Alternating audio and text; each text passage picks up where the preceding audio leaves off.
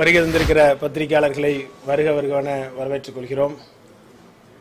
இன்றைய தினம் எஸ்டிபி கட்சியுடைய மதுரை மண்டல அளவிலான மாவட்ட நிர்வாகிகளுடைய கூட்டம் இன்றைய தினம் இங்கே இனிதே காலையிலிருந்து தொடங்கி நடைபெற்றுக் கொண்டிருக்கிறது.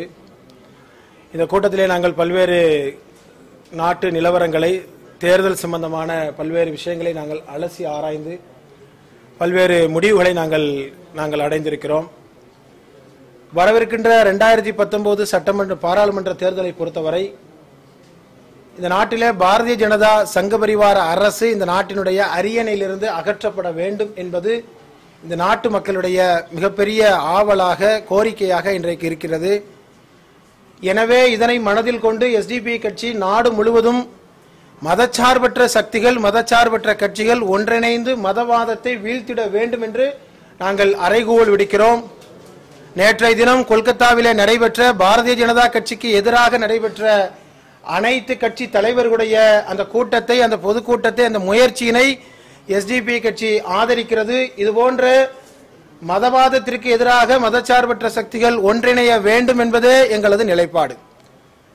தமிழகத்தை பொறுத்தவரை அண்ணா திராவிட முன்னேற்ற கழகத்தோடு கூட்டணி அமைப்பதற்காக பாரதிய ஜனதா கட்சி மிகுந்த அழுத்தத்தை அதிமுகவிற்கு வழங்கி வருகிறது என்ற குற்றச்சாட்டினை அதிமுகவினுடைய நிர்வாகிகள் தொடர்ந்து எழுப்பி வருகிறார்கள்.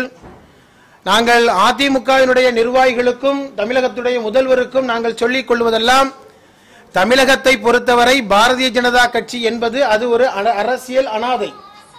எனவே மதவாத பாரதிய ஜனதா அரசோடு இணைந்து நீங்கள் மக்களிடத்திலே அதிமுகவிற்கு இருக்கின்ற செல்வாக்கினை நீங்கள் இழந்திட வேண்டாம். இதுவரை எப்படி அதிமுகவினுடைய கூட்டணி இதுவரை செயல்பட்டு வருகின்றதோ, அதனுடைய நடைமுறை செயல்பட்டு வருகின்றதோ, அதுபோலவே தொடர்ந்து தமிழக மக்களுடைய நலனுக்காக நீங்கள் கூட்டணி அமைத்து தமிழகத்திலே செயல்பட வேண்டும் என்று நாங்கள் அதிமுகவை நாங்கள் கேட்டுக்கொள்கிறோம். இல்லை என்று சொன்னால் அது அதிமுகவினுடைய வீழ்ச்சிக்கு வழிவகுக்கும் என்பதையும் நாங்கள் எச்சரிக்கை விடுக்கிறோம். தமிழகத்தை பொறுத்தவரை எஸ்டிபி கட்சி வரவிருக்கின்ற 2019 பாராளுமன்ற தேர்தலை பொறுத்தவரை நாங்கள் மிக வலுவான ஒரு கூட்டணியிலே நாங்கள் இடம்பெறுவோம். அந்த கூட்டணி ஒரு வெற்றி கூட்டணியாக இருக்கும். தமிழகத்திலிருந்து எஸ்டிபி கட்சியினுடைய பாராளுமன்ற உறுப்பினர்கள் 2019 பாராளுமன்றத்திற்குள் நுழைவார்கள் என்பதை நாங்கள் உறுதியோடு நாங்கள் கூறிக்கொள்கிறோம். அத்தோடு தமிழக அரசு 2 திட்டங்களை தமிழ்நாட்டிற்கு அறிவித்திருக்கிறது. மத்திய அரசு அதற்கு ஒப்புதல் அளித்திருக்கிறது. குறிப்பாக சென்னையிலிருந்து தூத்துக்குடி வரை 10 வழிச்சாலை, 8 வழிச்சாலை, 6 வழிச்சாலை என்று 3 சாலைகளையும், சென்னையிலிருந்து திருச்சி வரை 8 வழிச்சாலையும், பசுமை வழிச்சாலைக்கு மத்திய சாலை போக்குவரத்து வாரியம் அது அனுமதி அளித்திருக்கிறது. நாங்கள் கேட்பதெல்லாம், இருக்கின்ற சாலைகளிலே போதுமான போக்குவரத்து ஏற்பாடுகள் இருக்கும் பொழுது தமிழகத்திற்கு என்று தொடர்ந்து மத்திய அரசு எதற்காக இது போன்ற பசுமை வழிச்சாலை என்ற பெயரிலே பசுமையை அளிக்கக்கூடிய சாலைகளை எதற்கு தொடர்ந்து நிர்மாணிக்க வேண்டிய அவசியம் இருக்கின்றது என்று நாங்கள் கேட்பதற்கு கடமைப்பட்டிருக்கிறோம். விவசாயிகளை பொறுத்தவரை விவசாய நிலங்களை அழித்துவிட்டு, குடியிருப்புகளை அழித்துவிட்டு எந்த விதமான சாலை வசதியும் தமிழகத்திற்கு தேவையில்லை என்று அவர்கள் தொடர்ந்து எதிர்ப்புகளை பதிவு செய்து கொண்டிருக்கின்றார்கள். எனவே விவசாயிகளுடைய கோரிக்கையை செவிமடுக்காமல் இருக்கின்ற சாலையை அகலப்படுத்துவதற்கு, அதனை 8 வழிச்சாலையாக மாற்றுவதற்கான முயற்சியை மத்திய அரசும் மாநில அரசும் செய்திட வேண்டுமே ஒழிய, சேலம் சென்னை பசுமை வழிச்சாலை போல விவசாய நிலங்களை, வன நிலங்களை அழித்துவிட்டு எந்த விதமான சாலைகளையும் தமிழக அரசு போடுவதற்கு அனுமதி வழங்கக்கூடாது. அப்படி வழங்கினால் எஸ்டிபி கட்சி மக்களை திரட்டி அதற்கு எதிரான மிகப்பெரிய போராட்டங்களை வழிநடத்தும் என்று நாங்கள் தமிழக அரசிற்கு எச்சரிக்கையாக நாங்கள் சொல்லிக்கொள்ள கடமைப்பட்டிருக்கின்றோம். அத்தோடு பாரதிய ஜனதா அரசு கொண்டு வந்திருக்கிற 10% உயர் வகுப்பினருக்கான இடஒதுக்கீட்டை எஸ்டிபி கட்சி வன்மையாக கண்டிக்கிறது, எதிர்க்கிறது.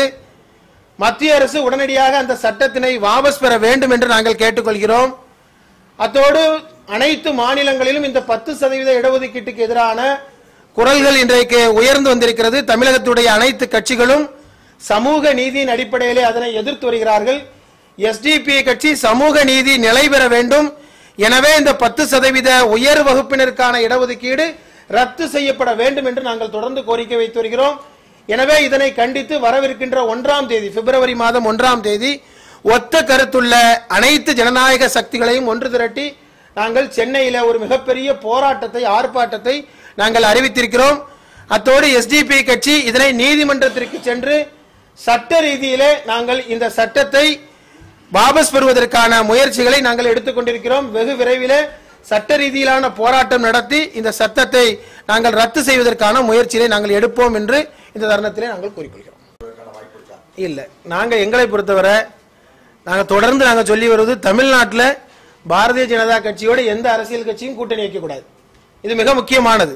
சமூக நீதியுடைய பிறப்பிடமான தமிழ்நாட்டில் பாரதிய ஜனதாவோடு கூட்டணி வைப்பது என்பது அது தமிழ்நாட்டு மக்களுக்கு செய்கின்ற துரோகம் மட்டுமல்ல, ஒட்டுமொத்த இந்திய மக்களுக்கும் செய்கின்ற துரோகம். 5 வருட காலத்தினுடைய ஆட்சி என்பது அது வேதனையுடைய வெளிப்பாடு. எனவே நரேந்திர மோடி அரசிற்கு மிகப்பெரிய ஒரு சவாலாக தமிழகம் விளங்க வேண்டும் என்ற கோரிக்கையோடு நாங்கள் இந்த கோரிக்கையை கட்சிகளுக்கு நாங்கள் வைத்திருக்கிறோம். அதான் உண்மை. தமிழ்நாட்டில் 40 தொகுதி இருக்குது. எங்களுடைய சக்தியை பொறுத்து கூட்டணி கண்டிப்பாக கூட்டணியிலே எஸ்டிபி கட்சி இடம்பெறும். நாங்கள் தொடர்ந்து சொல்லிட்டு தான் இருக்கிறோம். ரொம்ப வருஷமா சொல்லிட்டு இருக்கோம். எல்லா பத்திரிகைகளும் தெரிஞ்சதுதான். மதவாதத்தை வீழ்த்த வேண்டும், அது இப்பொழுது முன்னுரிமை. அந்த மதவாதத்தை வீழ்த்துகின்ற நிலையில மதச்சார்பற்ற சக்திகளோடு ஒன்றிணைய வேண்டும். அதற்கான ஒரு காலம் கணிஞ்சிட்டு இருக்கு. எல்லா மாநிலங்களிலும் இன்றைக்கு அது மிகப்பெரிய ஒரு பேச்சாக இன்றைக்கு விளங்கிட்டு இருக்கு. அப்படி வரும் பொழுது நாங்கள் நிச்சயமாக அதில் பங்கெடுப்போம். நிச்சயமாக நாங்கள் அரசியல் அதிகாரத்தை நான் சொல்றேன். கண்டிப்பா நாங்க அதிமுகவா திமுகவா வேற எந்த கட்சியா என்று என்பதை நான் உங்கள்ட்ட சொல்லல. யாரும் வைக்க கூடாதுன்னு சொல்றோம். பிஜேபியோடு யாரும் வைக்க கூடாது. எஸ்டிபி யாரோட வைக்க வேண்டும் என்பதை நாங்கள் அதற்கான முயற்சியில் எடுத்துட்டு இருக்கோம்.